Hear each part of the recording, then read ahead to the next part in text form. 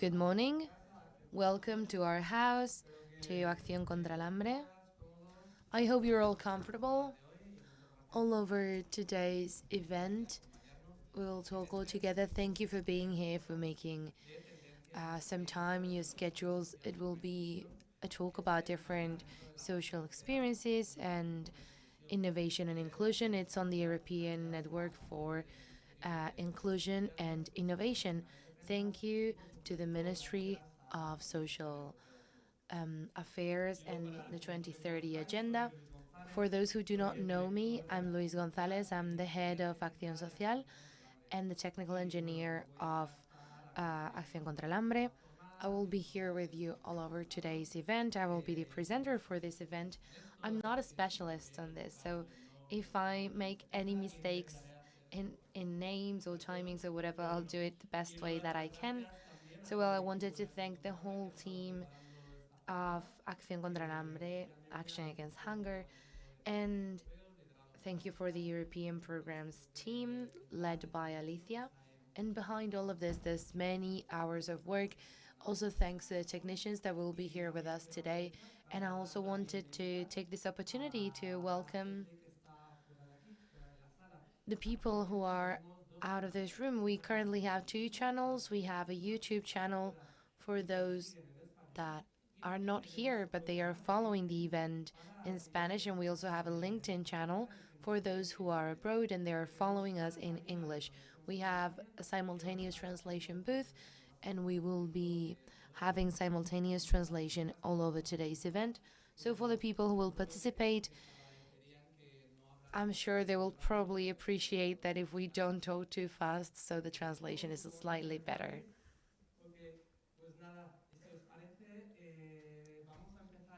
So it's okay if it's okay for you. We're going to start the forum. There's still people in the register area, but we wanted to start so that this does not go into too long, and we wanted to give a little bit of context to say why we chose this topic.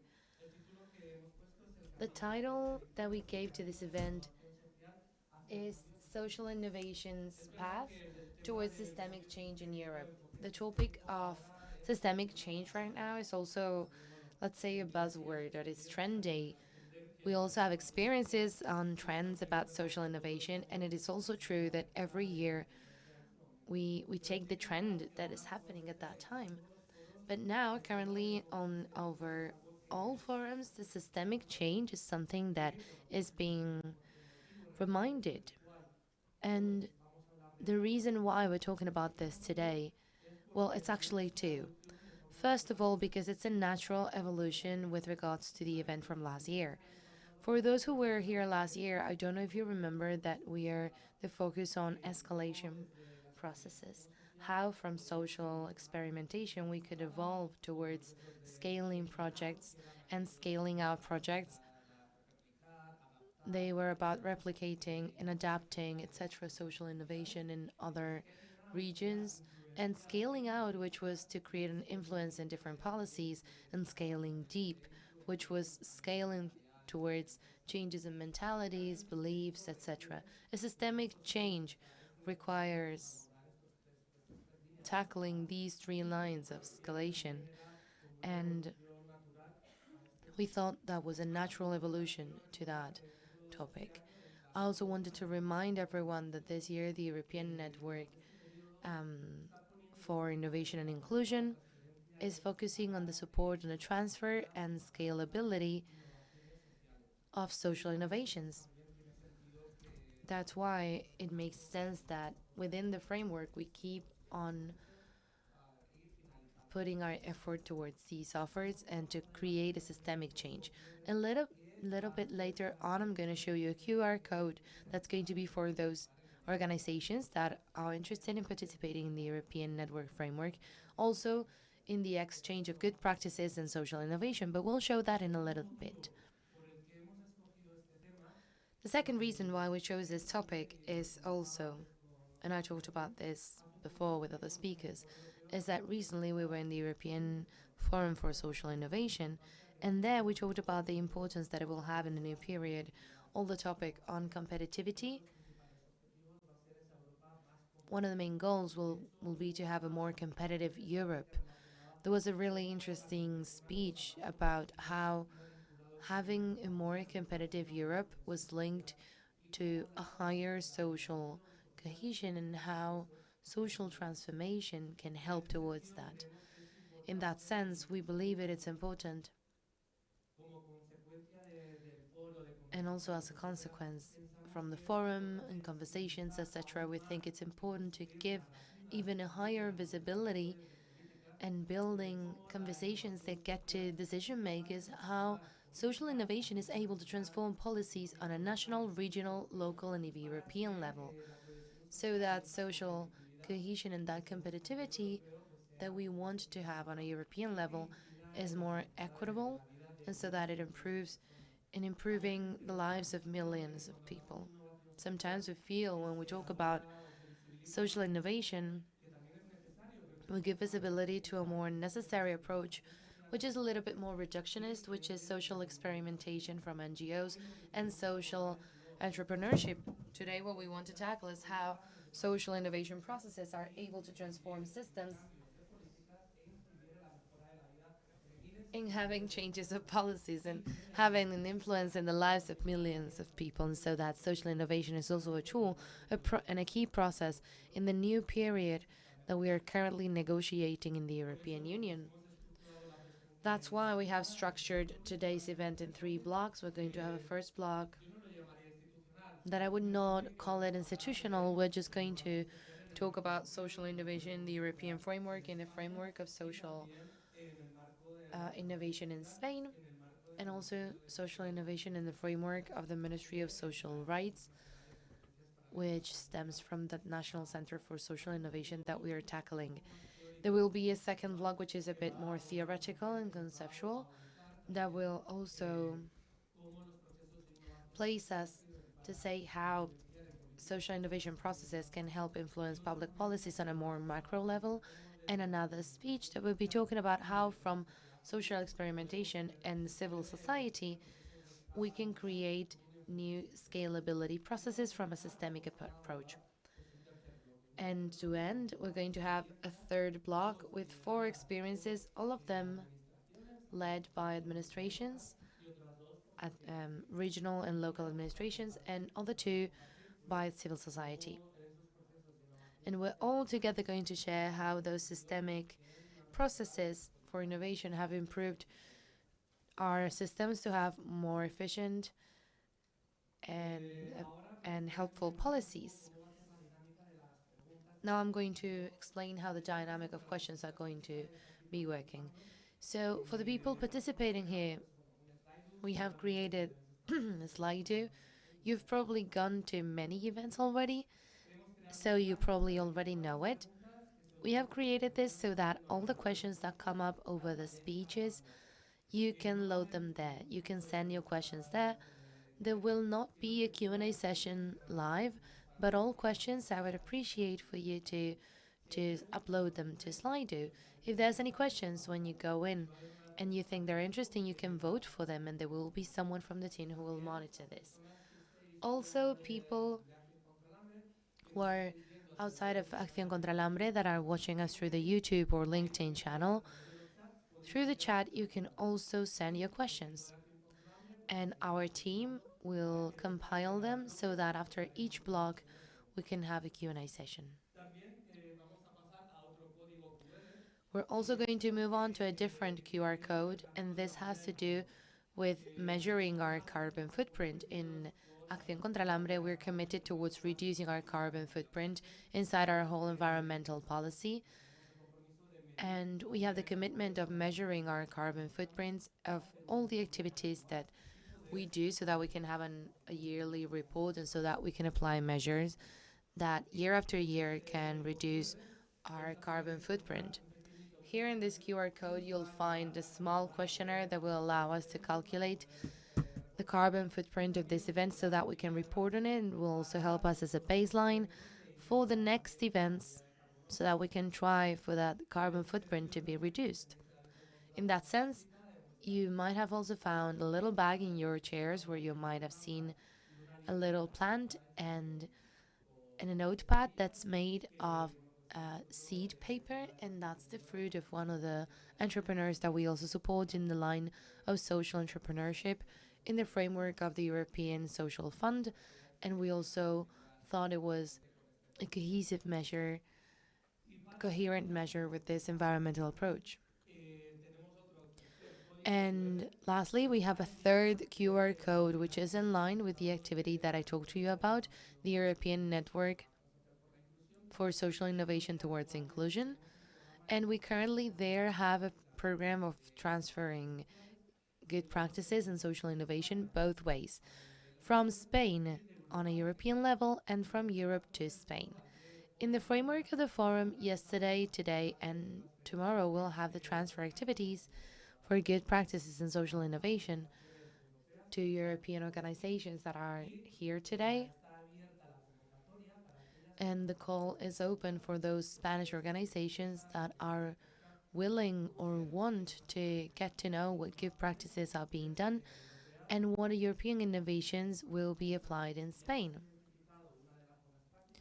We have identified one of the good practices that has to do with inclusion, young people, and sports, and we have identified social innovation to be able to adapt it. So through the QR code, you'll be able to access the information in this call, and if you want to participate, you can apply there. And well, the advertisement part of my presentation with the QR codes has already passed, so we're going to start with the first block. We have called it Social Innovation Towards Systemic Change in Europe. with no further ado, we're going to start with the first interventions to start the conversation on this union between social innovation and systemic change. In these first interventions, we'll be able to get to know the European Union's work in the rest of the Union, its impact, and how to amplify it. There is a great commitment towards social innovation, but the challenge here would be to show what this approach is giving us towards the new process. We're going to be able to hear their analysis on how social organization can further strengthen their value of their work and contribute to shaping more inclusive, sustainable, and transformative European policies. So I'm going to invite on the stage Patricia Perez Gomez de la UNAI. She's the head of the Unit of Employment, Skills, and Social Policies for Spain and Malta at the European Union. Thank you very much, Patricia. Well, thank you, Luis. He has already said everything, basically, and very fast, by the way. I don't know how the interpreters are doing, but I'm going to try to slow it down a little bit. So, while I'm trying to show my presentation, well, thank you very much. It is a pleasure to be here with all of you. We usually come every year to this forum, and I would like to thank Acción contra el Hambre for always counting on us and for the effort that you do, not only by promoting and carrying on social innovation projects, but also fostering this exchange, which we will see is essential in the framework of the European network. What I want to do over the next 15 minutes is to take on a lot of the things that Luis has already said and to show a little bit why social innovation is important in this specific moment in Europe, why Europe is being more committed than ever in social innovation, and what tools is making available to develop this social innovation. Also, how we want to use it in a more systemic way to create newer public policies that are responding to the challenges that we need to face. So, why is this a key moment for social innovation in a European level? Why do we see it like this in Europe? Because even if it seems quite the easy target, right, we're in a quite of a key moment because we have come up with a series of crises that we did not expect. COVID crisis, Ukrainian war crisis, and that has had a series of consequences: inflation, the loss of purchase power, the consequence of green transition, and the challenges that that entails. The need to keep on working with that transition. COP30 has just finished, but it is true that we can't go back. We need to move forward and we need to find innovative solutions. And we are at a time that, as you all know, priorities have changed. Due to all of these reasons, the priority in defense, very strong importance that's given to competitivity, and over this whole political framework that's a little bit broader, we find the need of rethinking our action plan from the European Pillar on Social Rights that I hope all of you know. But if you don't, you already have the Slido to ask the question. But well, as you know, that's our main political framework on a European level that's going to set the guidelines for social policies, equality policies, and competence and social protection policies and employment. We are rethinking that plan in light of all the challenges that I mentioned, with a series of initiatives that are being created and on which I do not want to delve into them really further. I think Luis has already said it, that presentations will be at your disposal later, but I want to put the importance on two of them. The first one is the European strategy against poverty. It is the first time that Europe will create a European strategy against poverty, and for which we need absolutely all that information and all those proposals that are being generated through all these social innovation projects. Also, the strategy of an affordable housing. All these projects are intimately linked, and they are a great example of how social innovation and accumulated experiences can help us. This, of course, is shown in a financial support that is really important, and this has never happened before in the EU, and this happens through the European Social Fund plus 21-27, the current cycle. 1.8 billion has been devoted to social innovation, which is quite an important number, out of which in Spain, I think Angel will talk about this a little bit more in detail, through the social funds programs, we have 155 million devoted to social innovation projects. This is not just the only thing, but also through other programs by the European Union, for example, Erasmus Plus, or structural FEDER funds, or Horizon Europe. We also devote more funds towards social innovation. Besides this, so that this is not just a matter of innovation, we have also launched other new initiatives like the Social Innovation Plus initiative and the Social Innovation Match. I'll explain that a little bit more in detail in a moment. And as a goal, they want to fund social innovation projects, but they also want to foster the exchange of knowledge and the exchange of good practices. Just like national centers for social innovation that are being created in each one of the member states, also with the European support. So, what is the role of the European Union in this framework? Well, as I said, this is a classic by the European Union. On the one hand, financial support, but what's essential is the great added value of our European space, and we tend to forget about it, but this is the main added value, and I really want to invite you to draw its main potential. It's to facilitate exchange and to foster transnational projects and to learn from the different experiences that are being done in the different member states. So how can we support social innovation? As I said, this is done through the European Social Fund Plus. We have funded approximately 155 million euros in projects. These are actions that, as an advantage, they have a co-funding of 95%, and therefore they are allowing a higher development since it has a lower funding by the member state, and they have a specific priority in the European Social Fund programs. Then, well, as you know, this is in shared management, because I think most of you already know what the European Social Fund is. Then we have employment and social innovation, the EASI. I'm sure you're familiar with that.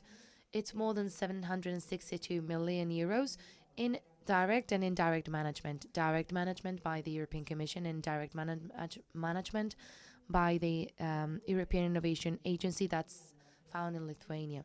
Then we have the social innovation initiative plus, that's managed indirectly by the agency that I have just explained, and that's made of 142 million euros. The topics that are covered by social innovation mainly, it's the topics on active inclusion, as you all know, and this is in the framework of competitivity.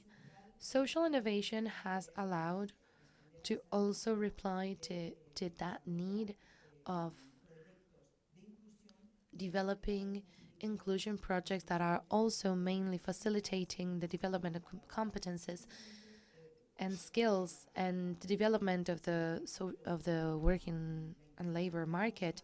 And social inclusion should not be tackled just from the point of view of an expenditure towards equity, but having an investment in a future potential so that we can precisely include everyone in the labor market and so that we can foster the inclusion of their skills. Therefore, I think this is not the initial slide. Anyway, so what do we have on level of the European Social Fund? We have 155 million that have been developed in 20 measures. For example, social innovation labs that Luis was talking about at the beginning, but also the suicide prevention project in Galicia. We visited it last week, and they are smaller projects that are allowing us to tackle essential topics in the European Union. For example, the priority and the importance that we need to give to strengthening mental health. We know it's a topic that was slightly forgotten, and we want to give a specific importance now. And in that sense, we have two projects in the European Social Fund, and I want to apologize if I forget about others. I'm sure there will be more. I also know there are projects in Cantabria, etc. But we have another project in Murcia, another one in Galicia, and they are quite significant. As for the results that they give, and they are quite inspiring when it comes to thinking about public policies.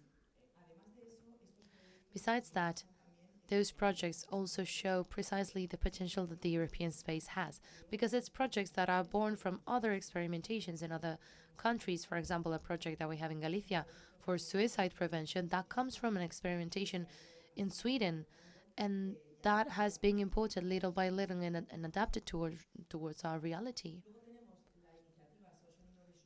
Then we have the Social Innovation Plus initiative.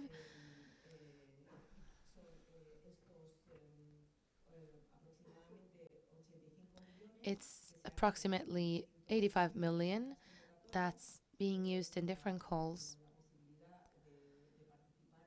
with the possibility of participating in them. It's calls that were published between 2022 and 2025, and they tackle a series of topics, as you can see, which is improving the inclusion of disabled people or innovative systems in order to tackle the problem of um, long duration unemployed people. We have an employment situation that have have improved a lot. The situation has improved a lot, but we can't find a solution for a faster inclusion of people out inside the labor market and for people that have been unemployed for a long time. And this kind of initiatives allow to tackle specific topic through specific calls. Then we have the best practices exchange that happens through the social innovation matched, which is a portal, and the practice exchange, good practices exchange communities. This is a platform that I think most of you know, which is great for you. And this is basically a compilation of innovative projects that will allow you to have an access to different experiences so that you can get in contact with those people that have put these projects into action. Then we also have an example. This is the project in order to strengthen the skills and sciences, technologies, engineering, etc. for women that don't study any degree right now. They're not working either right now. In Italy, for example, this is a very important project. And in Spain, since we have quite a positive or at least better situation in the work market or labor market, we still have some especially vulnerable groups, and there's still a gap in employability towards women, specifically with certain collectives that have a higher difficulty when it comes to accessing training. And therefore, this kind of projects are really interesting because they are allowing us to tackle a very specific topic, which is very much focused in the general situation, although we have found no answer so far. These are the active cases that we have in the social innovation match, and I wanted to show this slide because, as you can see, Spain is the country with the highest number of projects. So congratulations for the great work that you have been doing, and it's a reason to be proud to see that in Spain you're particularly active, because the truth is that with this you're not just contributing towards looking for new solutions and new options. I hope I'm not going to fall out from the stage. But anyway, with this, we have a really valuable contribution towards European policies, as we have already talked about before. And then we have the practice communities. As the name goes, it's quite self-explanatory, and they are divided in different topics.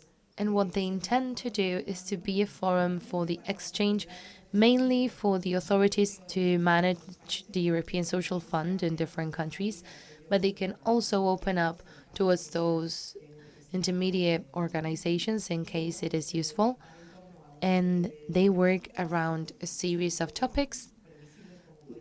Of course, they're quite foreseeable, as you can imagine, which is social innovation, social inclusion, employment, education, and capability training.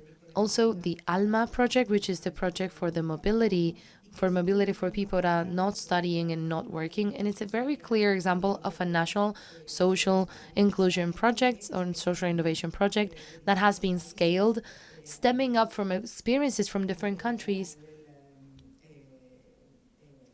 on a European level. You also have access to different resources that you can check. And well, systemic change. We have what we have seen is that on a European level, we have identified the needs, and then we have proposed innovative ideas. We have generated pilot projects or prototypes. We try to sustain them over time and financially, and then scaling up or scaling deep, just like Luis has explained, so that in the end, that can be translated towards new policies that are necessary because paradigms have changed. On a European level, what we have seen is that what has been fostered the most is the first part of the curve, and we're pending a little bit more work on the last part of the curve. So how can we translate this into European policies? Here, we have the Social Innovation 2025 Forum that Luis was talking about. And I wanted to quickly mention what we have drawn from that forum when it comes to the contribution towards this systemic change. First of all, we have reached the conclusion that Europe already has a capital for ideas and proposals that is completely valid so that we can transform its social systems in line with the new priorities that I was talking about. However, we're missing a coherent strategy so that we can integrate that social innovation at the heart of the creation of these policies. Now we have a series of priorities that we want to develop, and it is the time to introduce these ideas. So there are some lessons learned that I would like to quickly mention. First of all, that scaling what works has to be done through policies, not through projects. These are just models of projects, but if we really want to scale these ideas, that has to be done through public policies, not just projects. For that, the European Fund is already helping. But the true potential of this will be when innovation or social innovation is already the strategic choice for management authorities and for the political authorities from each country. Then, successful pilots in themselves, they will not generate a transformation. Many pilots have shown great potential in smaller or local environments. But for this to be scaled up, we need to consider other elements.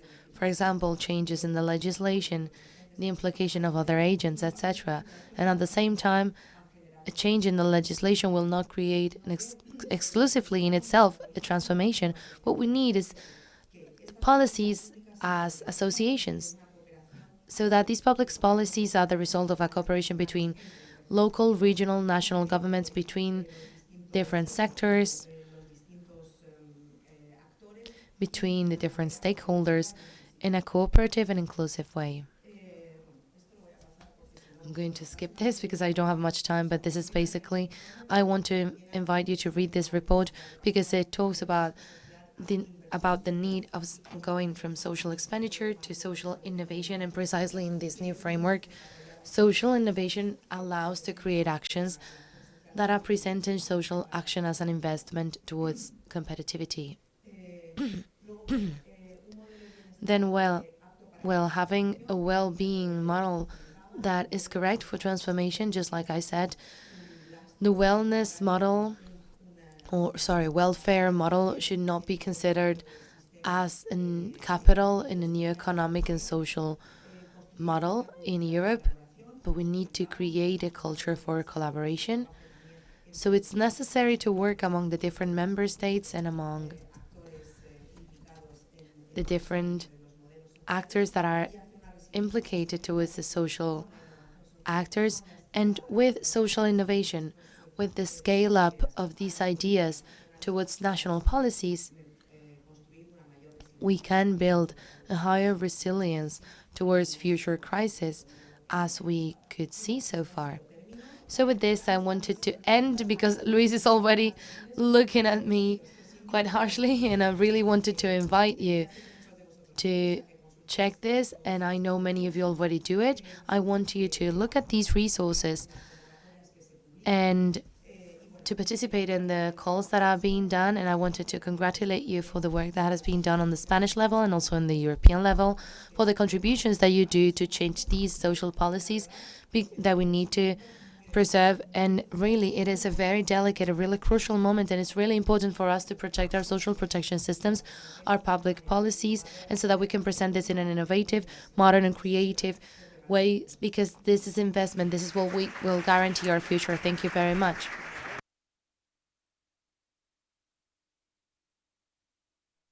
Thank you so much, Patricia. And with that, uh, thank you for giving us tips on where to find information. Also, give certain conclusions on the forum that are aligned with certain aspects that we are going to develop later. The concept of going from expense to investment, it's really interesting. We've seen good examples of it today, and these are going to be more visibilized. With that, we are going to go to the next person, and we're going from European framework to national framework with Patricia Berzunartea Barrio, General Director of Family, Diversity and Social Services for the Ministry of Social Rights, Consumer Affairs, and the 2030 Agenda. This ministry got the responsibility in Spain of leading the national competence for social innovation.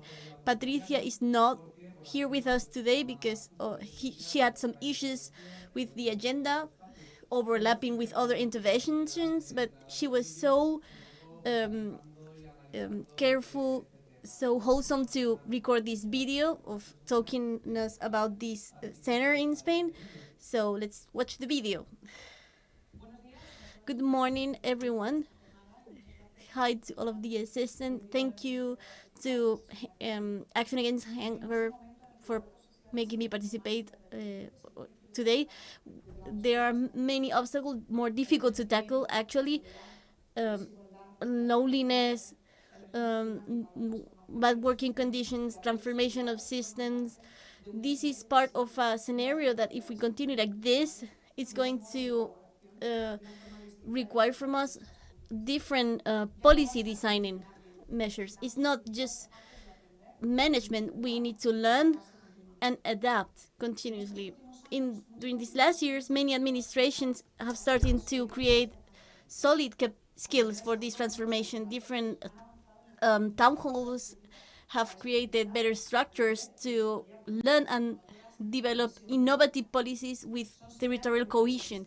These are signs that the innovation system in Spain is growing, it's diversifying, and it's extending its legitimacy at an institutional level. We've been working for many years with this logic, especially tackling the big challenge of the institutionalization and the transformation of the care system through different uh, listening prototypes, engaging prototypes, and with the plan for transformation, resilience, and with the European Social Fund, allowed something really unusual in knowing what to experiment what happens when you invest on a European level more than on isolate things.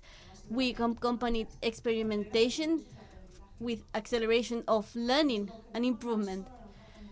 It's not just have callings and financing project, it's to be with this project, facilitate communication, generate collective interpretation spaces, and have stable mechanisms of sharing and transferring of public policies. In this context, the reform of the legislation for people with disability with the ministry and thesis, we have all of this, which is in a partial process, and this process is born not just to replace what exists already, but to continue what we already have, and it, it has a clear goal to transform social innovation in a permanent skill for the state, articulating all of the social community actors, fostering different um, themes, and creating shared knowledge and transforming public policies.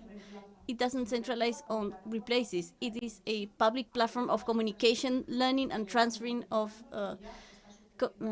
intelligence and amplifying what is going on already in different territories. The collaboration is key, and the Ministry of Social Rights is based on rights and social mission. The Ministry of Science, Innovation and University contributes with the territorial approach and science oriented to social impact. We have this other ministry with inclusion policies and experimental methods for different social interventions and orient different social policies. We have social impact linking technologic innovation with social needs. We also have a science mission engaged towards the daily life, and also we have the different centers of social innovation in Europe, um, listening to the community and design of different innovation ecosystems.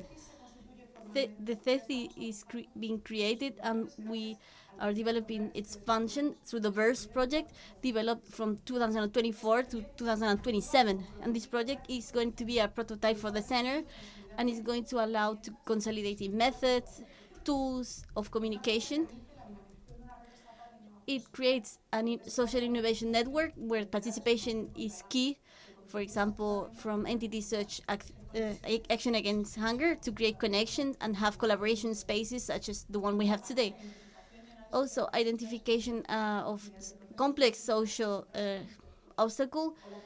Also, the creation of mapping, social map based on challenges to visualize actors and different improving areas. Also, upscaling of the innovation that exists already in Spain. Also, the revision of the financing tools, aligning it with social innovation and European framework of the Social European Fund. The Center for Competences and Social Innovation is not just a start, is one more step, is another tool to better connect, to learn faster, and to act in a more coherent way. We're rooting like this for more social innovation, for have more structure that complements what exists already. And that's what I had to say. Thank you very much, and have a really wonderful day.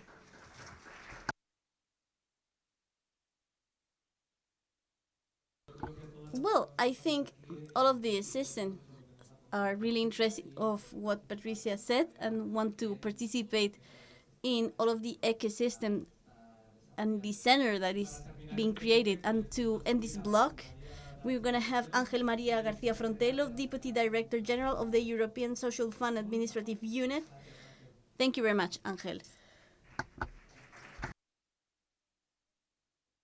I didn't earn the applause yet. I'm going to get closer to the microphone because I start trembling a little bit.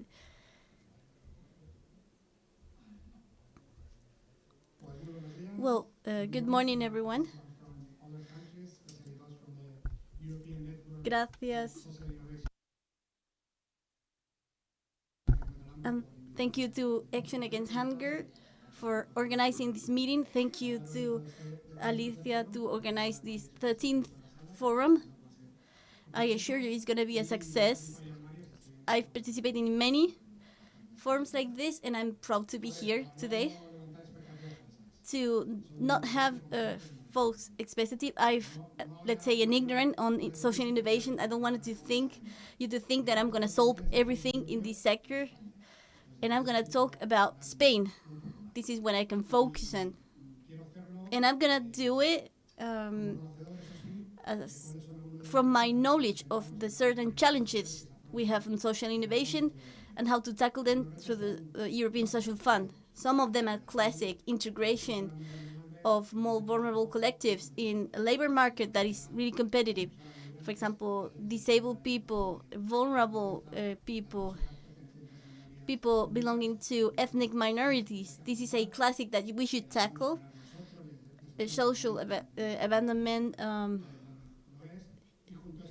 And with those challenges, we have more recent ones that create other challenges that we need to tackle through social innovation. For example, I think of what we think poor workers, for example, those people that even have, that if they have a job, they don't have the better conditions, and we have different factors. For example, lack of housing, working conditions, and also quality of the existing jobs. We have lots of work to do in a growing country, and that we have one of the more increased poverty index. And AI and also technological changes can become a new exclusion factor. We have those challenges ahead, and social innovation can be an answer, because I think on what a novelist, an American novelist, was saying. I think this phrase was attributed to Einstein, and I think this happens often, that a female says one phrase and then a man takes it, but they said if we do the things differently, we're gonna have better results. So social innovation is really important in order to have a different response to the challenge I've mentioned, for those that we don't have an answer to yet. I'm not an expert on social innovation, but I want to tell you what the Social European Fund does in Spain, and within social innovation for social inclusion. And maybe you know it, but you have the thematic concentration. It means that the subject or the budget, which is 11 billion, for example, in Spain,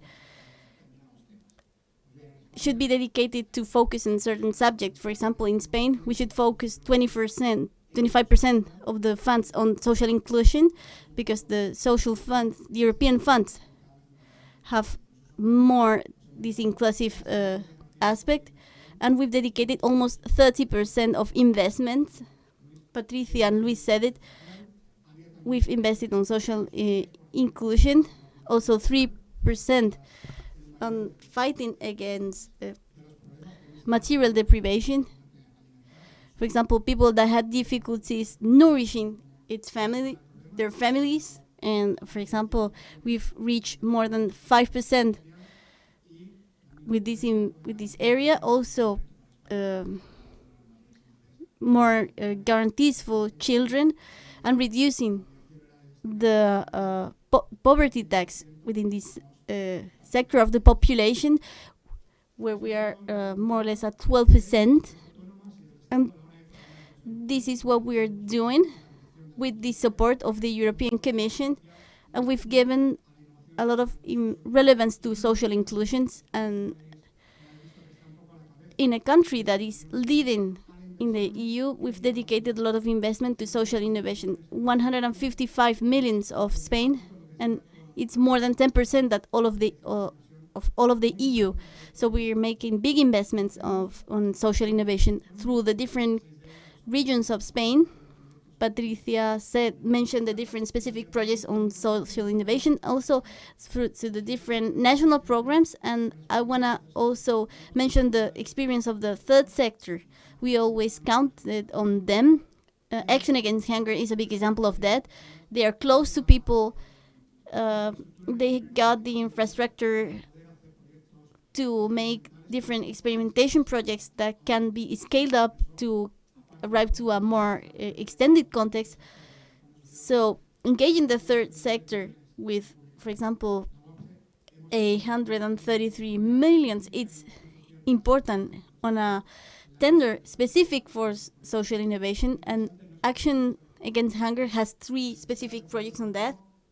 And I want to tell you one of them.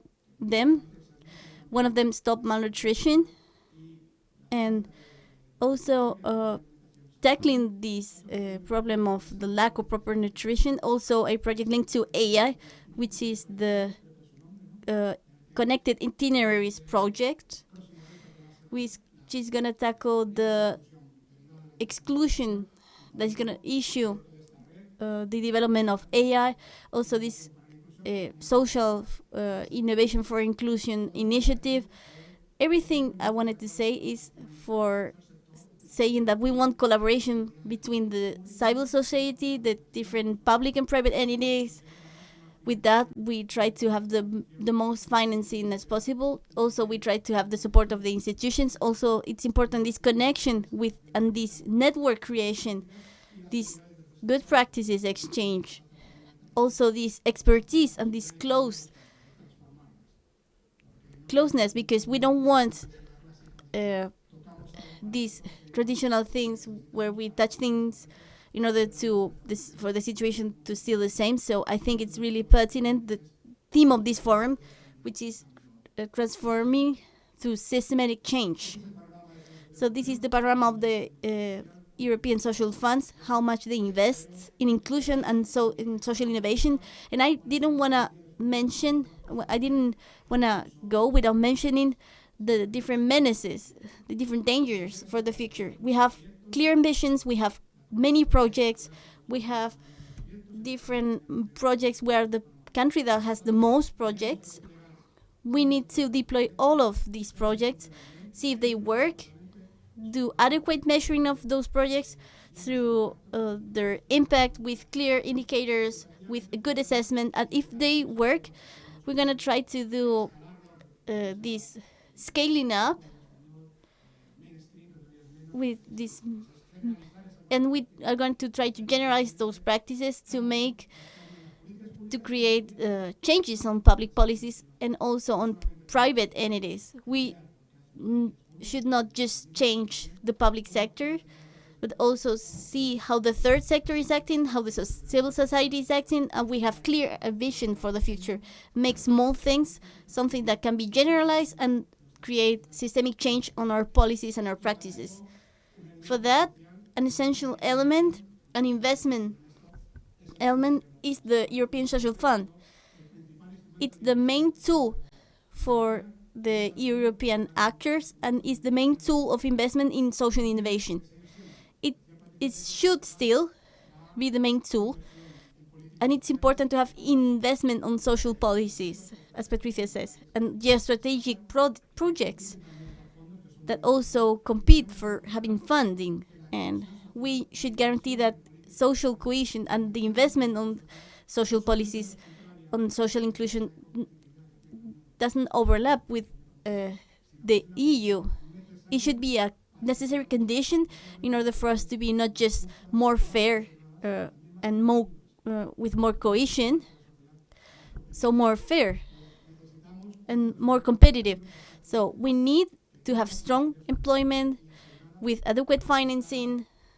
So the social innovation that is starting to grow and is starting to have a path doesn't stop, and we can still help people that we want in Spain. Thank you very much for your attention. I remain at your complete disposal.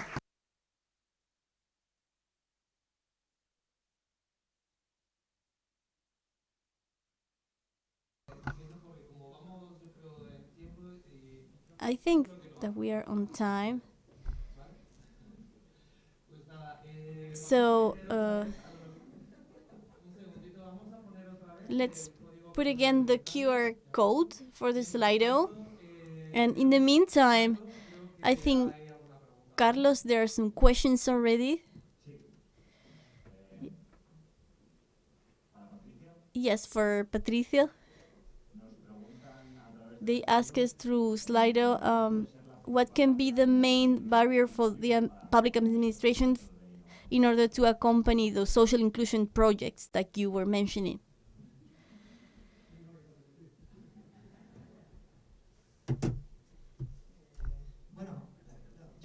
Well, I think that the first I'm not going to talk about barriers. I want to talk about lever. First lever should be public politic willingness to integrate these projects if they can be scaled up for bigger public policies, also at the level of the public administrations.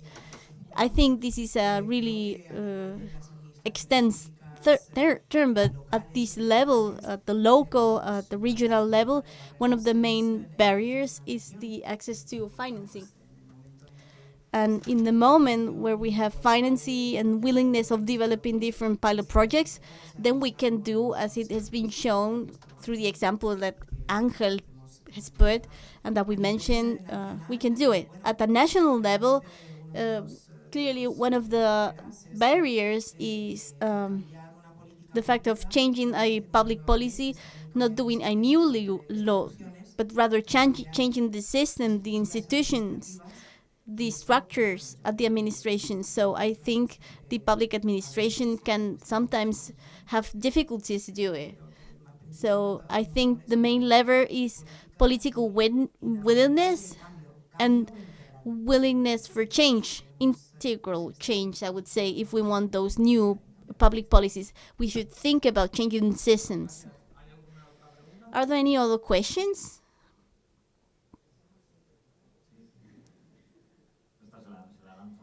Yeah, this is for Angel. They ask if these new callings you were mentioning that foster social innovation, are they focused on systematic change? If you are focused on the need of that social innovation for for provoking systemic change. Thank you very much for the questions. I don't know the answer 100%, but the process that we use for making a selection of the projects, we have much competence there. One of the things that are the most valued is the capacity of transference of these projects. They are small projects, not more than 25 millions for projects within the European Social Fund. But among the many things that we value is the innovative character, that these projects reach a big parts of the population, and the capacity of generalization of transformation and the ability to scaling up. We need financing for that. So once the project is approved, it's not just necessary to have this transfer power, but the resources so it can be incorporated into the administrative and the politics. So this is essential for us to do.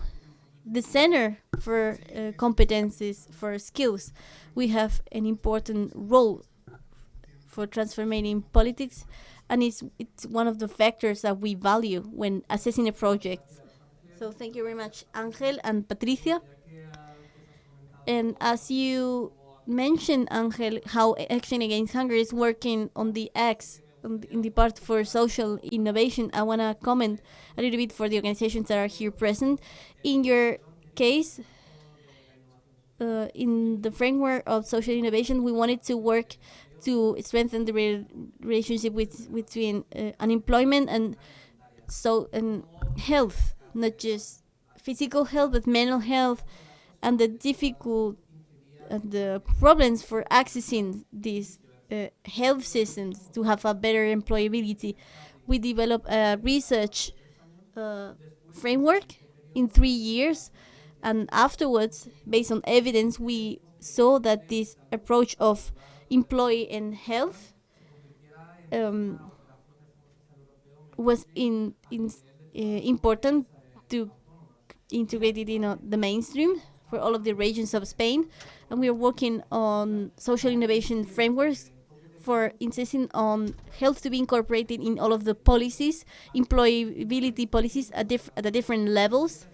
And also we have the health approach as something that is transversal in all of the social protection measures, because social protection measures sometimes they don't have this vision, and this makes that this inequality in accessing to health services creates more inequities, and lack of rights such as right to proper food, etc., etc. So we are collaborating with many administrations to do that a reality. And based on the last project, where we have academical assessment on these questions, we could work and create a collaboration network to have an impact on the system. So Patricia, Angel, thank you very much. And thank you very much for being with us today. You are going to leave, Angel, today, I know. But thank you very much, and let's get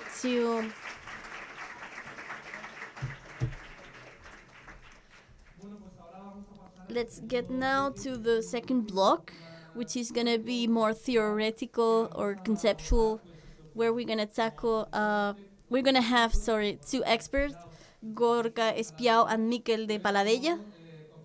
We're gonna tackle systematic change from an approach more theoretical and for formative. They're gonna present frameworks and ideas to better understand what systemic change entails and what are the barriers remain, and how innovation ecosystem can accelerate progress towards it.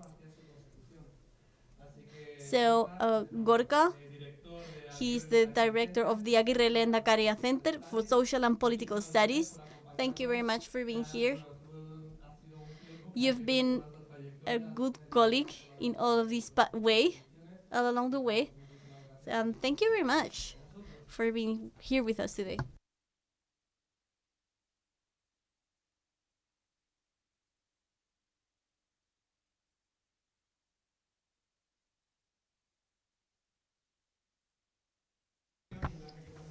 Thank you very much for the invite. It is a pleasure to be here with all of you today, mostly to see the evolution of the conversation from 5 years ago or 6 years ago when we started to talk about how to incorporate that systemic look or systemic regard to the conversation. It was complicated, and nowadays not all interventions we've had were so common, so it's a luxury to have them all here. So thank you. As Angel was saying before, I think in the field of social innovation, the people that are presenting themselves or introducing themselves as experts, they usually have a problem. And I think that whenever someone calls themselves an expert, best thing would be to run in the opposite direction. I think we're all learning in this field, and if we're talking about a systemic regard, even more. What I'm going to do is to try to share some reflections, some tools, and to do so from a perspective of learning. I think that is essential to talk about it from as a starting point of some forced modesty. I don't do that. It's just to have that acknowledgement that we can't, from what we can't know, we can't develop a systemic look. In the moment when someone individually thinks that they have the possibility of giving a systemic answer to something, they have a problem, because no person as themselves alone has the capability of understanding all the dimensions of a complex problems or the ability or possibility to give a solution to that. This seems that it's easy to say, but it's the most complex thing in this field. And in our experience, that's usually where most of the attempts to incorporate the systemic regard, that's where they fail. So I'm going to try to talk a little bit about the kinds of tools that we can introduce so that we can flee from these elements.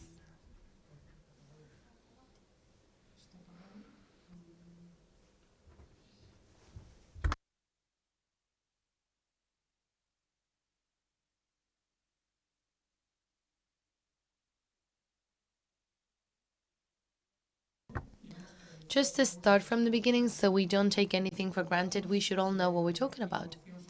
When we talk about social innovation and systemic regard, in my opinion, these are things that we can't split. And it's one of the main problems for me because when we talk about tackling social challenges and we disconnect it from innovation, I also think we have a problem because if social challenges are complex in which we don't know what the solution is, we're immediately including an innovation regard to it.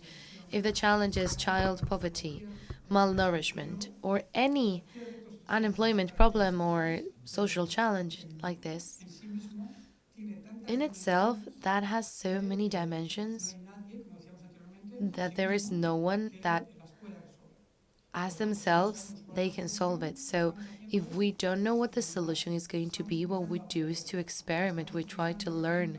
We are using tools with which we have a scientific element, but we don't know what the interconnection of those elements is going to take us. That's an innovation framework. And the innovations from this sector, whether that's in Spain or any other place in the world, they work as an innovation framework, whether that's a European level or another program. These are the social innovation activities or the social forum activities. That's where we start wrong. And we understand that we want to give a different character to it, but we are splitting things that are really hard to split.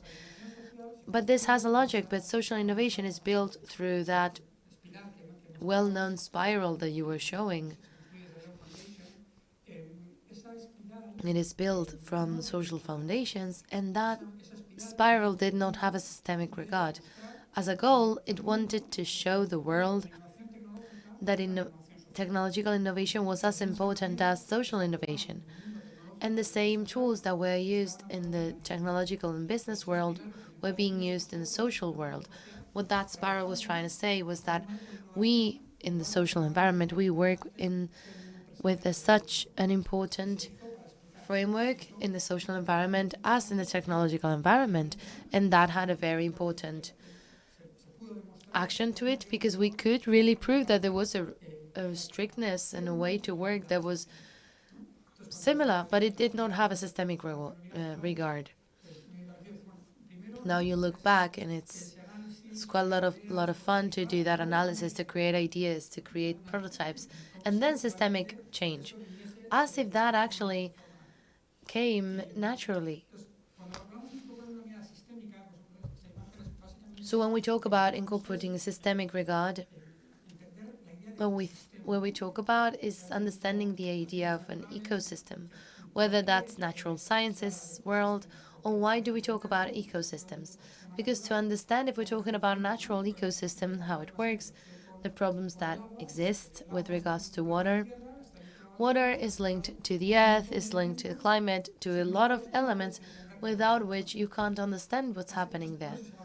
So that's why we talk about an ecosystem, how to understand all actors are living actors or physical actors that are acting with each other to understand what's happening there.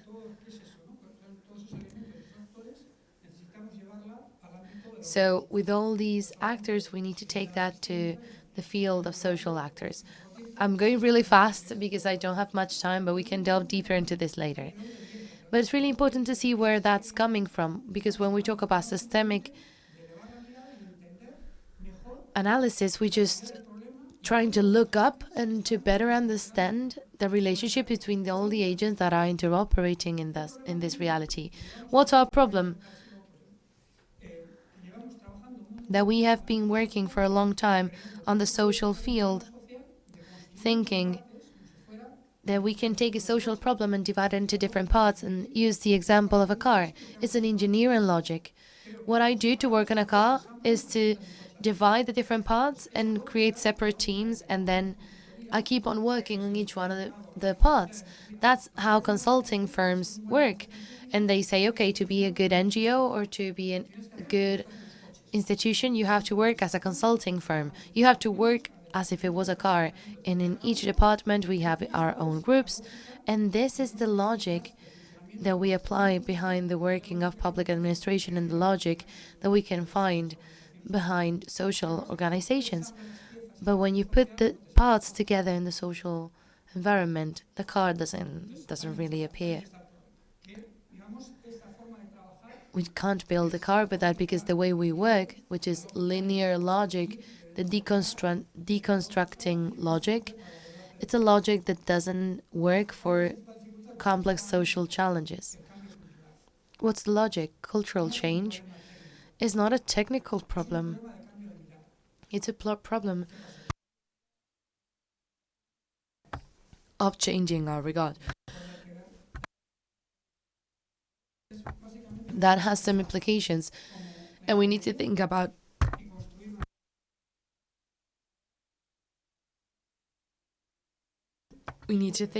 new ways of thinking about innovation and embracing that complexity. We shouldn't try to simplify it but to embrace it. To move on from a linear logic, you see maps and arrows and everything. Because what's here, we present it and we understand it, right? 1, 2, 3, 4, 5. And then you get this presentation and you see what's that. What are the good news? I'm going really fast here. The public administration, and mainly the third sector in the part of the public administration that works with the social aspects, we usually work without even realizing this in a context of complexity and incorporating that regard, but we don't systematize it.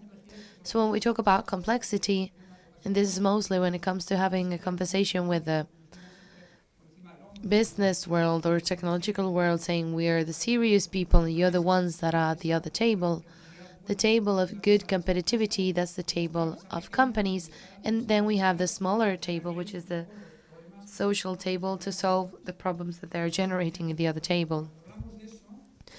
So when we talk about this, what we always say is that complexity also has different problems. And there's different levels of complexity. For example, to create a snack. And the snack, to create a bruschetta, for example, there are different kinds of possibilities. And we have different kinds of bruschettas. It's a level of complexity that we can handle. Then we have the level of complexity of a mission. How can we send someone to the moon? How can we have the technical knowledge, the administrative knowledge that we can get into connection to achieve a result that was so uncertain back in the day and then so complex? But for us, the level of maximum complexity is understanding that we have all social, cultural, systemic, and economic systems so that a person can develop their lives in a fulfilling way. Let's think about the level of complexity, how everything needs to work so that a person can develop their own lives like that. So that's the highest level of complexity. It is the level of complexity that most people are operating in. And we say, no, this is for people creating rockets, right? But that's not it. So how can we incorporate all these ideas in public policies? And for me, there's no difference between public policy and third sector in this way. Because the administration can't do that by itself, and the third sector cannot do that without public administration. Obviously, we also need to have business participation from academia. But the two main engines that need to learn how to do this together, not separately, is the administration and the third sector. So when we think about incorporating that systemic regard, what are we talking about in the most practical and operational terms as possible? This has implications that go beyond, but just to land this a little bit. In the European model, I'm the coordinator of the expert group that is accompanying these centers for skills and social innovation. Well, we try to simplify it in four main skills. I talk about 5, but it's basically 4 basic skills and some cross-sectional skills. So when we talk about this, what are we talking about? And How can we make this operational and systematic? The first basic skill that we have talked about here is that if we want to include a systemic regard, the first thing we need to do is to be able to visualize what is the ecosystem that we are working in. What does that mean? That if I'm working in child poverty or malnourishment, whatever, I need to know whether this is on a territorial level or on a sectorial level, what are the main agents that are working in this space, what are their relationships, and what is their evolution in real time. It's quite obvious, right? Well, this is not done by anyone in the world. There's basically no administration, no entity that tackles complex social challenges that has a system of visualization of what is their ecosystem and what are their interactions in real time. So we have SIMP, because we are working there with my colleagues. We have lists of projects. We have Excel files where we say, do you know who you need to talk to? Yes, I have an Excel file. And does that Excel file help you to know in real time how those actors are interacting? It is really hard.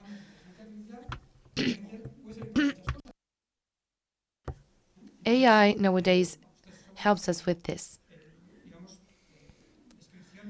These are just descriptions of who are the agents and the kinds of actors and how we can visualize all of this. This is an example inside the platform of Vida. It's an ecosystem visualization for the system. There are thousands of ways. We use this because we ask for expert in engineering visualization to say, hey, show it as an engineering so that we can be taken seriously. So when you use this, you say, hey, these are serious people. It's this sad, but it's how it works.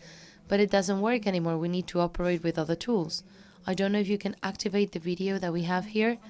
So we are working with tools, obviously open code, so that everyone can use them, so that you can keep on inserting this information, and instead of including this in an Excel, we can see who works in this initiative, who are the actors, and automatically they can show connections. For example, in the regional government of Gipuzkoa, it's some kind of Tinder system that says, you are working on this, you need to talk to this organization. And if you don't do it, the administration is going to ask you, why didn't you do it? That's an evaluation indicator. So this already exists. And the value of all of this is to have systems that are interconnected. When Acción contra el Hambre is connected with the ones that are using here or there, how can we do this? We don't know. We need to do it. That's the first element. I'm going quickly, and please tell me when there are 5 minutes left. Second fundamental element, it's not only just visualizing, but we need to interact with that ecosystem in a different way. So we have the concept of listening, mainly to draw your attention that it's one thing to have a dialogue and another thing to have listening. It's not about interacting the system or other actors so that they do whatever you want them to do for you, or to understand it in a transactional way, because that dialogue is usually not generated or does not usually generate a collective intelligence. A systemic regard makes us able to hear or to listen about the different ways to include that complex system or problem.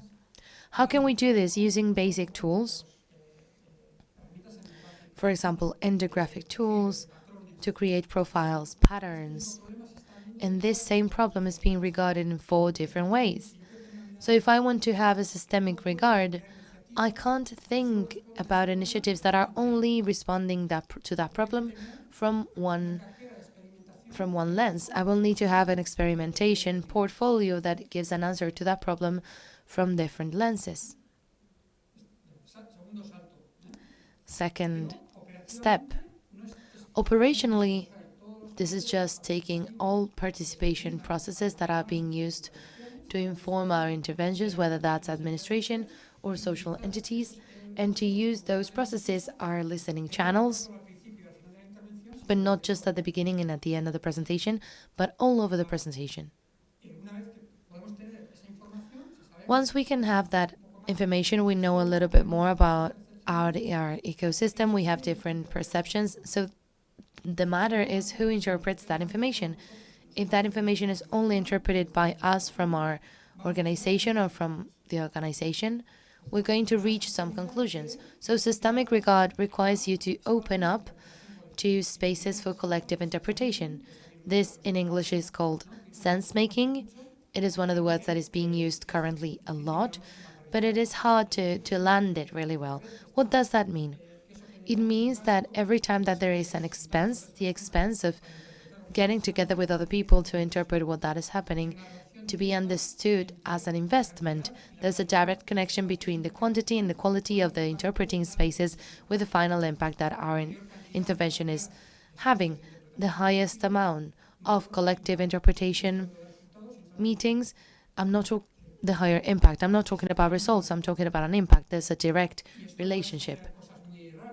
And this is not doing very weird things, but inviting to physical and digital spaces those people that are participating in the intervention and also those people that we are working with. If it's a project for mental health, for example, in the case of this image, to do an interpretation with the people that are the ones that are going to receive that project. I'm talking in a linear way to understand it better, but this is the spiral that we saw before. I had other graphs, but I've taken them out because there were many.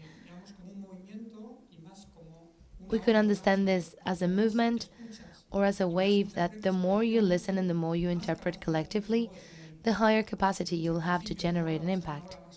So first of all, your wave will be shorter, you will hear less, but the deeper you get about the different waves, the more impact you'll be able to create. So it's understanding that logic. So once we've had that analysis, that listening, that interpretation, we can think about co-creation projects or processes or co-production. There's no systemic regard. If I don't do that collective analysis, but then the intervention is designed by me, with myself, and I develop this with my organization. So we need those experiences for co-design and co-production to be the rule and not to be the exception. To do a hackathon once a year is good as a communication event. To have one hackathon a year does not allow you to systematize a project of automation. This is an image in those projects of co-creation and co-design, how we can insert other actors. This is Dani Lassa, who is a Michelin-starred cook from Mugaritz in Uruguay in a popular kitchen or soup kitchen. He's participating in the conversation of how they can make that soup kitchen to have a highest impact. He was lowering his head and saying, I don't really understand what's happening here. The interesting is that in those spaces for the co-creation and co-production, how can we open up those spaces to those voices and knowledge that will allow us to have a highest impact? For me, this would be the most important thing, to try to bring the conversation so that once we talk about systemic regard, we talk about innovation, and this is basically part of the conversation already. The next step, in our opinion, is how to move on in the conversation from what you were talking about before and in the conclusions from the forums. We said that, and Patricia was also mentioning, how can we move on from the logic of the project to the logic of the portfolio for experimentation? Why? Because you can be designing a project that is really good, but that project in itself, if you analyze it from systemic look, that can have a negative impact in the ensemble of the system. The project, as for the indicators, can be positive, but if you analyze with perspective the ensemble of the system, you can have negative indicators. That happens in the inequality system. For example, if you develop a digital app that will allow several people to have a better response to this matter. So just like that app can be used only by the people who have the money to be able to access that environment, or they have the knowledge to use it. So moving from project to the portfolio requires understanding what's your portfolio of interventions. Yours and the ensemble of actors that are working on the same problem. What are all those initiatives?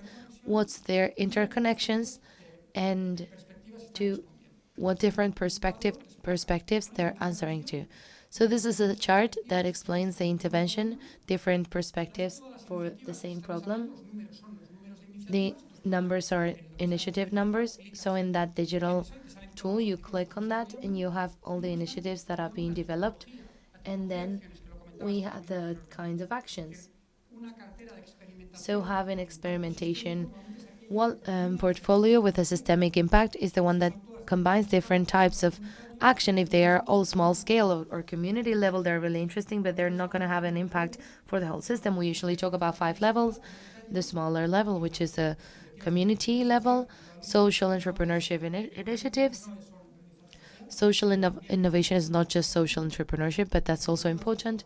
Initiative for public-private communication and collaboration, higher scale, the review of public policies, and the initiatives of innovation in regulation. Around those 5 categories, you can more or less understand if your portfolio has that approach, if whether that's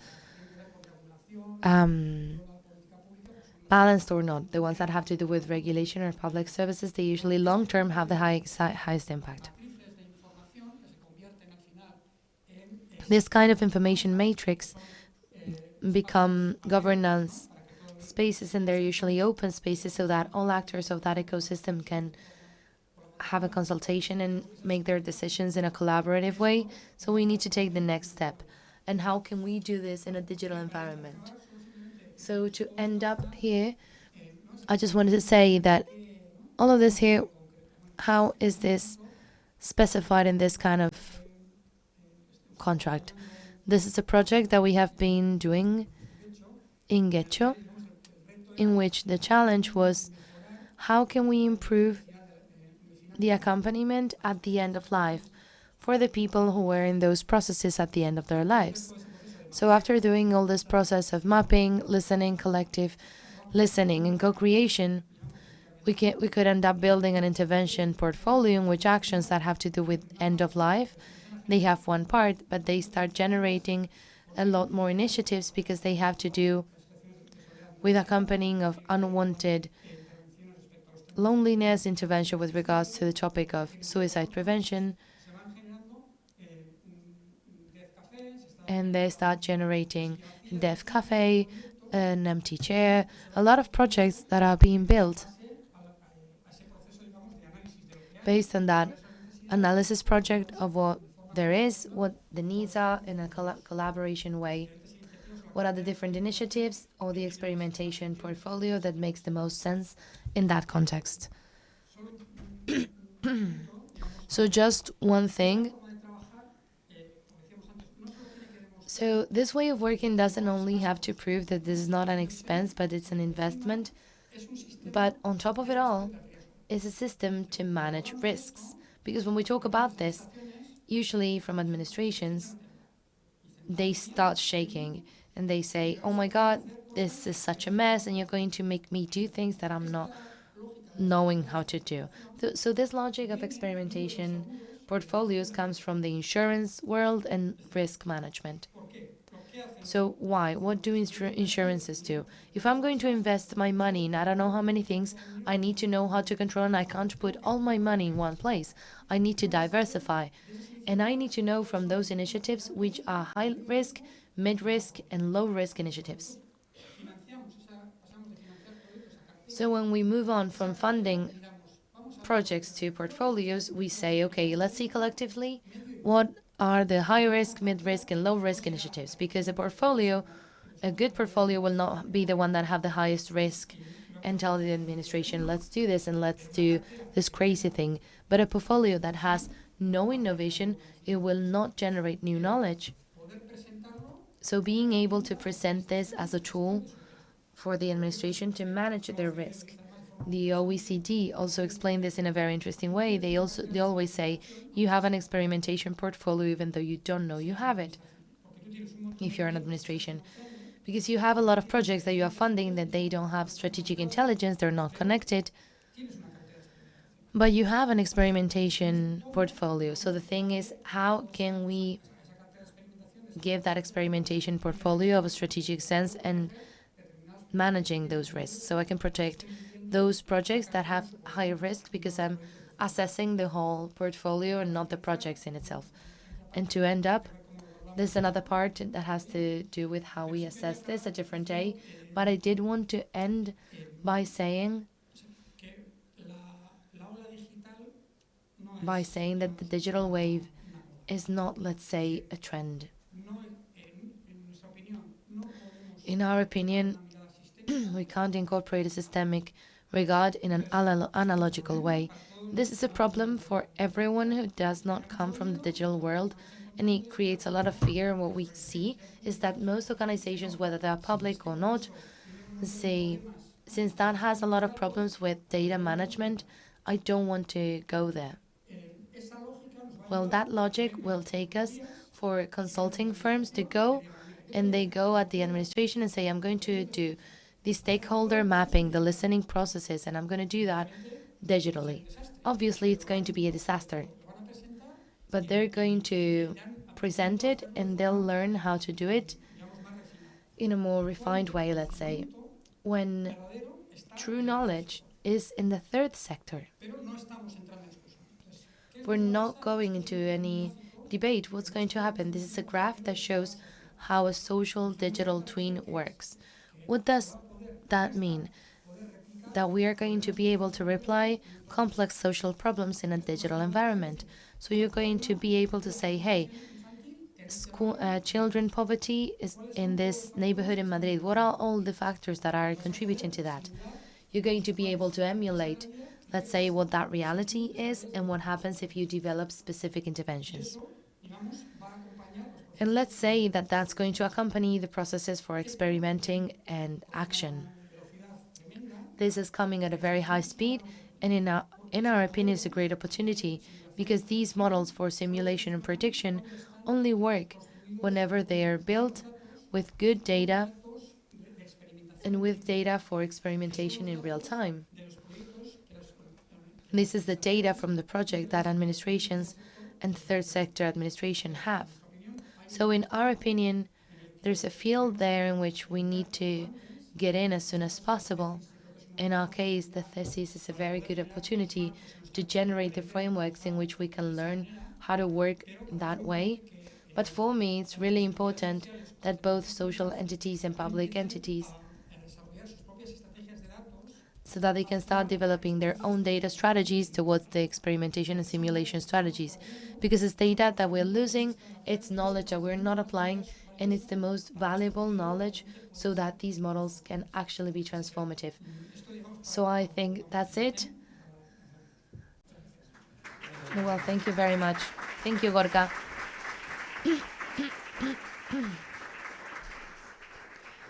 So thank you very much. We're going to need more time all over the day to digest all the information that you have given us. But that was really valuable, just like almost everyone here that are social innovation practitioners. I'm sure we have seen ourselves resonating with a lot of things that you have said, mostly when it comes to challenges. I want to take a topic that you have talked about, which is moving on to the approach of engineering to embracing complexity.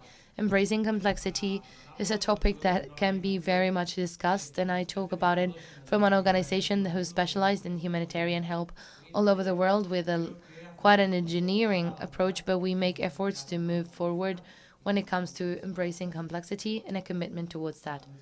So that's it. Thank you very much for inspiring us. Now I'm going to give the floor to our next speaker. It's Miguel de Paladella, the CEO of App Social. Good morning.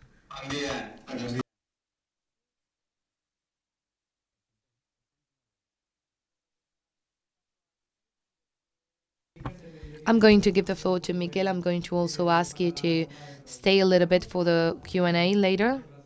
So thank you. Thank you. It's a pleasure being here and listening to Gorka. First thing that came to my mind is why did you invite me if you had Gorka these 20 minutes? It makes no sense. I would have liked to have those lights that he came through really fast. I would have loved to see where he was. Well, that being said, it's a pleasure for me being here. Thank you, Gorka. Thank you very much to Action Against Hunger. And the first thing I want to say, I want to continue what Gorka was mentioning in his speech, maybe from a more personal approach, talking about all of these lessons learned, this trying to change things and not succeeding most of the time. I don't know if you have lived these situations in your life, but how many times does an innovation work, but everything still the same though? This has been with me in all of my professional career when I work in Ashoka, in different NGOs, in different corporation entities. You design things, as Gorka was saying, you test things, you experiment, you get results, you get good outcomes or bad outcomes, promising outcomes, in fact. And even though the problem still persists, this is extremely frustrating, I would say. And change is marginal, I would say. We give just drops to the ocean, I would say. And there's where I started 15 years ago creating App Social, this social network with an idea, with an obsession, and with a scale. My answer was scaling up all of this. Throughout my life, I've seen many, many organizations and projects that were wonderful, but they were just anecdotes, local anecdotes, or drops to an ocean of problems. And in the end, they can contribute to solve the life of one, two people. We had those some victories and also many defeats. But the question still is, how do we scale up? I think this is an incorrect answer from my point of view, and I'm going to show you some examples of why and what we went through. I am talking about my own organization with this row up, talking about things that don't work. Some years ago, we were engaged in a project in Colombia whose object was to better the employability of people that had a deficit in vulnerable communities. And I think that it was a good project overall. And we were analyzing what were the problems. We dedicated a lot of time to really understand the projects, delving into detail, identifying the levers, including the mentorship, assessment, etc. And this was giving us really good outcomes. Participants were more prepared, more confident. They had the soft skills and hard skills. And seeing that, you can say, yeah, this is working. But when you're seeing the project and it's arising, it seemed good. But even though we had territorial scope that was really limited, for example, you do a pilot project in order to create skills, but nobody was expecting it. So you create knowledge, and the sector doesn't ask for it, nor is looking for it. So we started making presentations. We reached other state, but it stayed in a territorial scope, really far away from really solving the problem. Same thing for Glasgow. I don't know if you know about it, but it was the mm, NHL, which was the qualified this country as the number like the European capital of the assassination. This they have really stunning, really impressive data, and the answer to as to why it was coming, for example, from different political parties, and some of them said, let's put more law enforcement, let's increase the law enforcement, let's put more harsher measure sentences, let's put more police in on key moments, let's de-incentivize crime, for example. And results didn't change though. And that's where you realize that interventions that can seem useful from a first moment are not. May, even though we have positive outcomes, and this in theory can work, gives us positive outcomes. For example, in the case of Glasgow, more police, harsher sentences that can be counterproductive, I would say. But it's true that putting more police can work partially or not. But as they didn't work in other areas and they didn't reach to reduce the number of crimes, maybe it was because they were working correctly, they weren't scaling up, and maybe we should realize that it's not that way that we need to go. And we need to work on what practically uh, what Gorka was mentioning in his speech. Why are they not scaling up? Why can some actions can be counterproductive considering the good outcomes? And I think the graphics of Gorka were really wonderful to show that it's true that within a social problem we have many actors implicated, and each one of them has their own goals and incentives. They act how they act because they have an incentive. And if we are not capable of understanding it, if we are not capable of understanding that uh, political parties have interests, media have interests, philanthropics are there. There are many, many actors present, and each one of them have their own values, narratives, power relationships, resources, and funding methods. And this determines the results of an intervention. If within your little NGO or company you're trying to solve a social problem partially, and you are skipping what is around this problem, we become pain mitigators, analgesics, like painkillers, I would say. And I'm fed up of being a painkiller. And we are that when we're not capable of understanding the fact that when tackling an issue, there are many actors engaged, and the outcomes that are issued are logics, considering the intervention of each actor with their incentive relationship with their money, etc., etc. So this tool, I think it was really useful. Another tool that I use really frequently within social inclusion to try to write what's going on and why, it's the iceberg. And in this iceberg model, this allows us, first of all, to determine different events, to have to get what's over on top of the water, and this only allows us to act. If we see, for example, that there's been 41 homicides this year, uh, gang fights, more than 50 young people with some blessed people, sorry, injured people, and for example, then you react putting more people, for example, during the weekends. But when you start to delve into detail, you start identifying some patterns.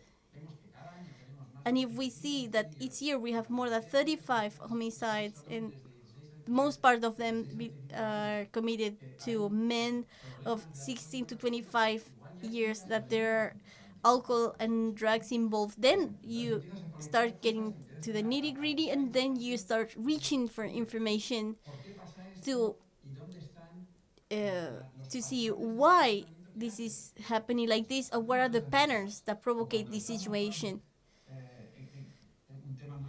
When we are in a more personal subject, for example, teaching maths, if we know in every classroom we have 5, 6 students that are disengaged in our class, it's not that they don't want to participate, it's that I'm not reaching them adequately. So what can I do? Maybe put in another teacher, but behind all of this, under these, we have structures that are, for example, public policies, um, traditions, incentives, and we see a judicial system that is focused on punishment. We see a political system that is measures in function of the cases that they give answer to.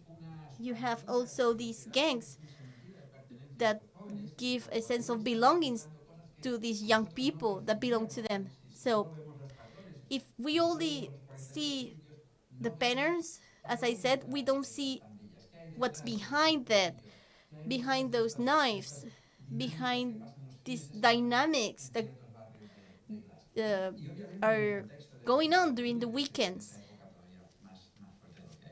And the fact of understanding that we have structures and issued from these structures we have problems, this allows you to start redesigning those structures to start solving the problem. And then as the last element is the most hidden one, and the one that we has the most difficult to identify is the models, values, perceptions, stereotypes, this idea of certain political party that the solution is more police or more jail. It's a mental model that is there and that sometimes difficult us to give other solutions. For example, masculinity is shown with physical dominance. If we are not capable of working on those ideas, we never going to be able to solve the questions and transform the questions. Violence is not preventable. This is another of the mantras that is repeated on the sectors of judicial system, on police. So understanding the questions, the models, allows us to transform the situation. Talking about the lyrics as success stories, we could document. We have Karin McCluskey, director of the reduction unit in Glasgow. And what she did was a perspective change. She realized that they were focused on criminal security, and because she'd been a nurse, a psychologist, she started asking herself, if I worked as a nurse, I would qualify this violence of epidemic. If this is an epidemic, how can we start understanding the different possibilities or solutions? And if this is a public health epidemic, how is this contagious? how how do you get this sickness? How do you solve the questions? And if we start searching for the root causes, then we're gonna solve the problem. So what she started to do was to meet with different actors, because themselves, police themselves, itself, sorry, wasn't gonna solve the question. So she met with the social services, companies, social entities, in order to understand how to start preventing this spread of the disease, this toxic masculinity, this mental models that she had identified within the citizens, and how we can do things differently. And when I say differentiate, I don't talk about sequencing, sorry. Is to orchestrate more rather than other things. And from that, we have good plan initiatives on from other actors that were not in the first moment included on the maps, new metrics. And when you know perfectly, when you're measured according on the performance is going to be different. So in these new metrics, they start to flourish and change the system. When they reach that the point where Glasgow was in the same at the same levels of homicide that we have in the rest of Europe, they did it in a short period of time. And if we see this iceberg, what we can see is how we can tackle these systemic change, those systemic changes. And this word, I would say, is used by so many people that it maybe we get lost in the sense of it, and it can be counterproductive. But here we make an inversion of the iceberg to say the spaces where changes should be put in place. And when we see the top, we can see how we understand the problem, how we explain the problem, what kind of narratives are determining the problem. When we understand that, we can go to the micro level. All of those projects, some of them allows us to see possibility of change, new perspective that Gorka said, and from there visualize these new mental models that understand that things should be changed, or maybe redefining the system, redefining the problems. And in the middle of these two dimensions, micro and micro, we have the meso, the level of institutional level policies, etc. So the key is to see that a system changes, because from the macro you start questioning those mental models, these absolute truths that we believe and that are maybe not that true as we think, because of these small projects saying start showing these other differences or new realities. And for example, showing that in a certain neighborhood they give certain results. And working in this meso level, intermediate level, it's useful in order to change the system and reach finally to a solved problem. A problem that will have other problems surely, but also new projects intentionally or unintentionally questioning those mental model and these new projects. For me, these kind of graphics help me visualize where we can work, because the big question is that sometimes we've worked only at the level and we don't connect that with other dimensions. So for me, the important thing is to have an interconnection between levels and working on the three dimensions at the same level. So this is the big lesson learned from my side. Lastly, I want to tell you that in the end, we've worked a lot in the roles that we have in this systemic change. For me, we have 12 possible roles, and there are some that are many that are important. We have the historian that is documenting what is going on, the visionaries that help us question certain things that we have in our minds. And I want to highlight these four roles because maybe they can be interesting for you. For example, we have the entrepreneurs, those that create innovation in the margins and that show that other approach to tackle the issue is possible. For me, the key figure is the infiltrate, these people that are in the system that can open the doors for institutional change that we need. We have the uh, gatherers that can be have the power of gathering everyone and gather all of the necessary actors. It's important to have everyone in the same room to listen to each other and to organize ourselves, not just coordinating. Also, we have the habilitators or designers that have the power of resources to authorize or funding the solution so that a project can be scaled up, or so that we can meet and start experimenting towards institutional changes. It's good to be aware of that when tackling a problem. What is our role? or roles, and what roles does our table need to, for example, begin exploring those systematic changes. In order to finish, I want to talk to you about what happened in the Colombia project. We have to, with the uh, Department of Social Prosperity, and the objective is to improve employability, and they were guided by uh, employability and service coverture, like and covering of the service. And we told them to hire us to have better results.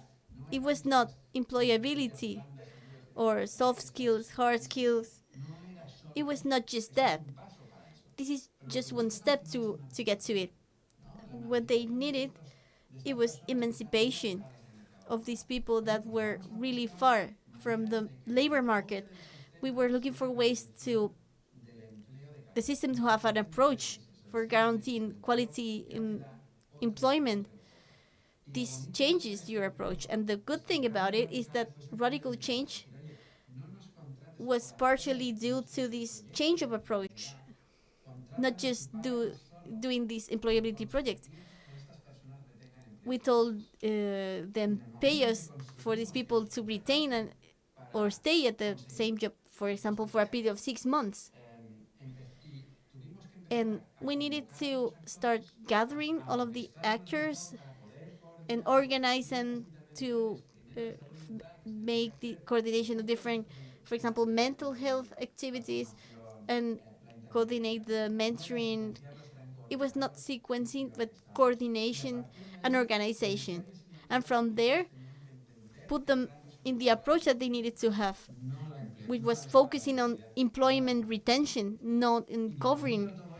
And the good thing about it is that in the end, with these contracts, we have really good outcomes because we provocated this change of mentality, and we have a social prosperity department that had as an objective to reduce the unemployability and also to increase the retention.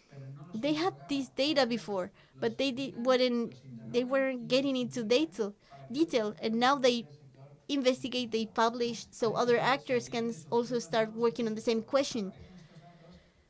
And from there, other services were created as well. For example, so and this was just simply because we changed the approach. So for me, the big lesson learned and where we have the more success is, for example, all of these errors on the scale approach. The big lesson learned is that the more powerful way to change is to change the goal of the system. If you change the goal of the system, then we have many possible things ahead. When you change your point of view, this is what we've learned from our work, what is really possible to do it like this. Thank you.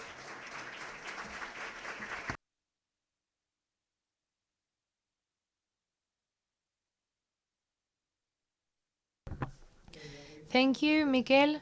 I'm going to ask you and Gorka to stay for a little bit.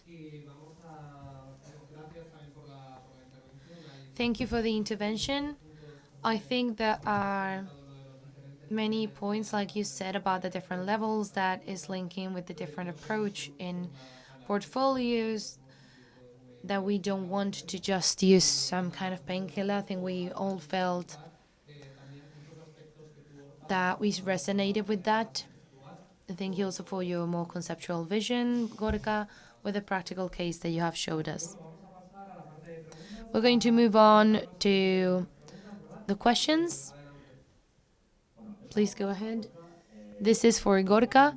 At the beginning of your intervention, you referenced that the problem to get the systemic change was not technical but cultural.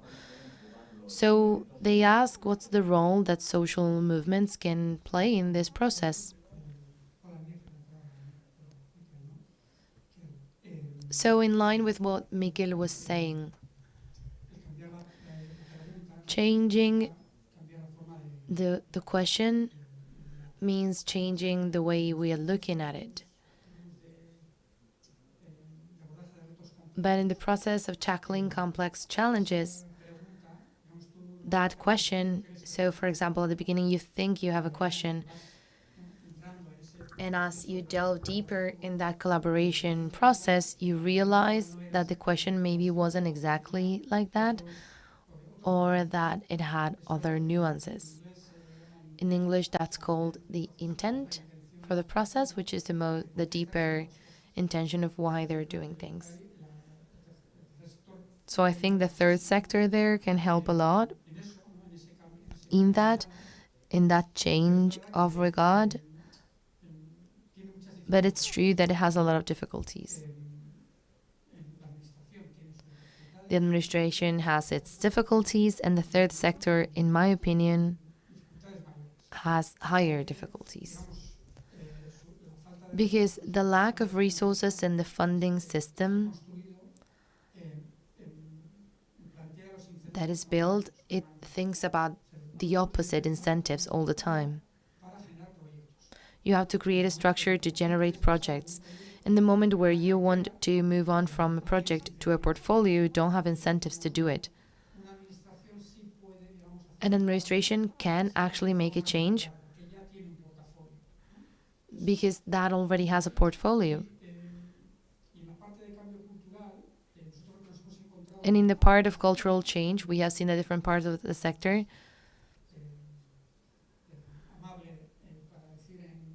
The nicest or the kindest part to say in this forum. So the third sector thinks that they know what the solution to the problem is going to be.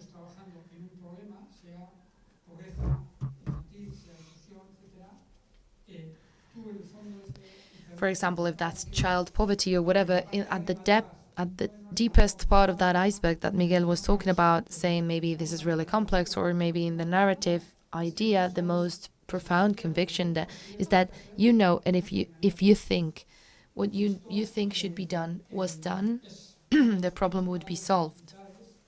So one of the main difficulties in the idea that the third sector incorporates a systemic regard. On the one hand, it's incentives, and on the other hand, is the deeper convictions that if you think you know what the solution is or not. And I think there's quite a deeper debate because in our experience, when it comes to tackling complex social challenges, that's usually the main problem in organizations. The fact that you're actually capable of self-reviewing and doing an internal change that can be translated to the sector. That's usually the hardest part, and that happens everywhere in the academia, in the administration, too. You work with teams that have been working on a topic for 20 years, and the problem is that maybe they don't have resources or political willingness. If you give them money and political willingness to those teams, they solve the problem. That's what's operating. And among everyone, we don't have a mentality or that logic that Angel was talking about at the beginning, saying, I don't know how to do this. And probably Angel knows a lot more than people here and many of the things that we're talking about. But the entry point in the debate is completely different. And there's a part which is of tools, funding, incentives, that without a doubt, and that's the debate with the CSIS, and that's where the conversation is headed. But those organizations and those sectors that are reinventing themselves from that position, they're placing the generation of knowledge at the center of their activity. And from that moment, they start generating real added value, and where new things start coming up and different things start coming up. But that change is very hard. Saying it is really easy. If you ask me, I also know what the solution is, but there's quite a cultural thing to this that in the third sector is especially complex. Thank you, Gorka. Carlos? Can I say something? Yes, Miquel. Just a small nuance. Because I think the question was not as much for the third sector, but for social movements as an alternative. And you say, hey, social movements, I think in some fields they have been able to change narratives. And I think with those stories, those symbols with transmedia, They have disputed the dominant narrative. They have disputed the ideas and the way we understand problems, but sometimes they're not able to make us bigger. And they even become toxic polarization elements because they can't really attract more people where they are, but they become another element for social polarization. So that's where they play that role that sometimes is ambivalent. I wish most social movements was able to keep on broadening that us and to break that duality between us and them. Thank you, Miquel. One last question, really briefly. Now we need a little bit of your guessing powers because they're asking what emerging trend will transform social inclusion over the next 5 years. Maybe Miquel wants to start. He has the highest capacity. Did you hear the question? Did you hear, Carlos? Yes.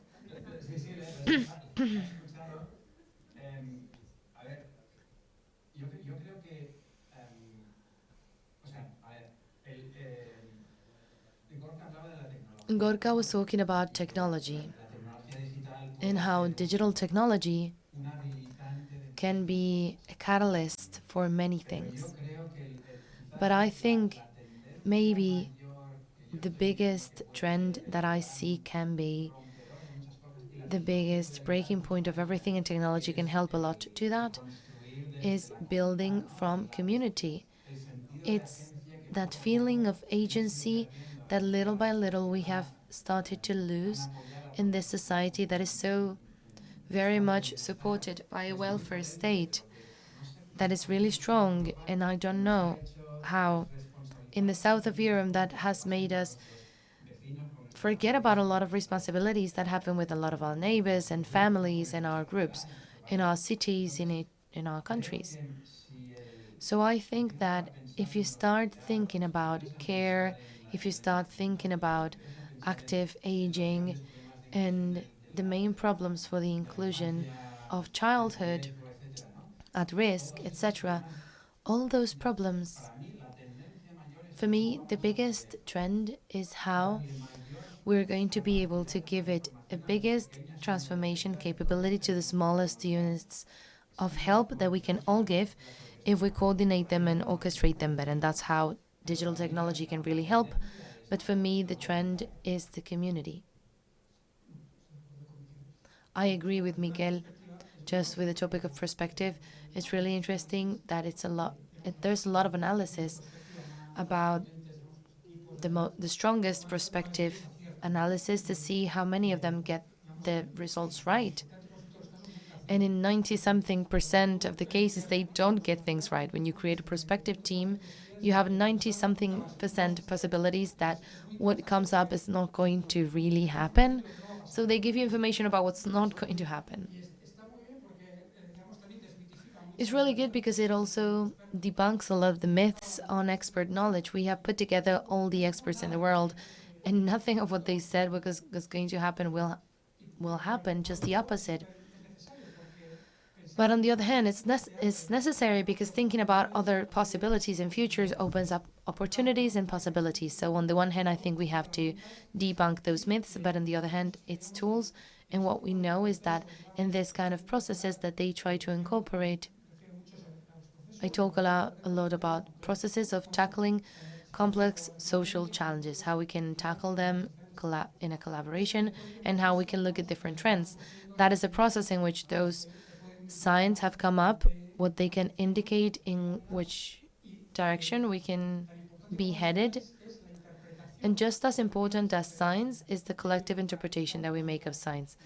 That's what's interesting about the process for me. And just to give a little nuance and to fight a little bit with Miguel because I have not seen him in a while, I think the community option is not just digital or community. There's no community without digital. So the transition in which we are, the conversation for the community happens in what's digital. If you want to know what's happening in a community field, not just among young people, But all the people and different topics, their conversation, their daily life is already as important when it comes to physical and digital aspects. So what's physical has an importance, it has some relationship, but what's digital, it's not separately. It's a part of that reality. And I think we're not really being aware of how that affects all of our work when it comes to tackling complex challenges. And in the part that has to do with data and simulations, let me insist a lot on this, and I know it's really popular in some forums. We're not understanding anything. What's happening around us goes at such a high speed about the skills that we have about understanding what's the problem to manage that and what are the different possibilities and that how that will become a product. It will be in the way that the administration will operate. There's already a debate on the algorithms that the administration is incorporating, whether they're legal or not, because they're already incorporating algorithms that are illegal, but they don't have any way of analyzing all that. So in that part, let me insist, everything related to AI is built on the quality of data of what's happening with regards with the complex social problems. That data is in the administration, that's in the entities from the third sector. And we don't have strategies for building catalogs from social data in each organization with the public administration. And without that, we don't have anything. We're already receiving calls from all these companies to come and occupy spaces. They're still concerned in the spaces where they earn more money, which is the space on how to sell a product. But when that is saturated, and it will be saturated soon, they'll start looking for space in other spaces, which will be public administration and immediately in the third sector. If you look at big firms, consulting firms, where they're developing their new lines of business, that's there. So I think it's a matter that is really important to have in this debate. Thank you. You made me think of something. The only agency for perspective that people from the UN believes is the agency on population. The only perspective data that they always get right is population data. Demographics and the demographic crisis that we're at is amazing. So if there's a very different trend that's different than the other that I think it's worth setting on the table is the demographic crisis that we have. In 10 years we're going to have 10 million people retired, including doctors, nurses, etc. So there's a lot of social services nowadays that we are not able to replace. So instead of fighting immigration, we should go and get them and understand how we can integrate them and bring them here in a more strategic way. Because many of the challenges in the future will be how can we integrate them well in an easy way that way. Thank you. Thank you, Miguel.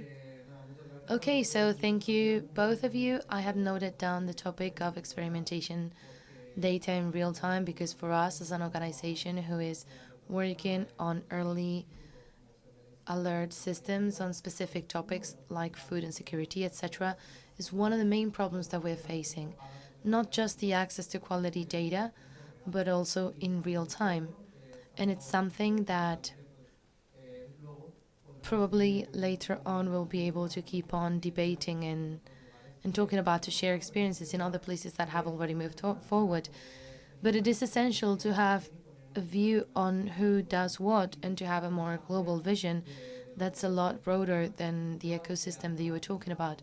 That so far the analogical way is this, to go to events, to do networking with other people so that they know who you are, where you are, different portals.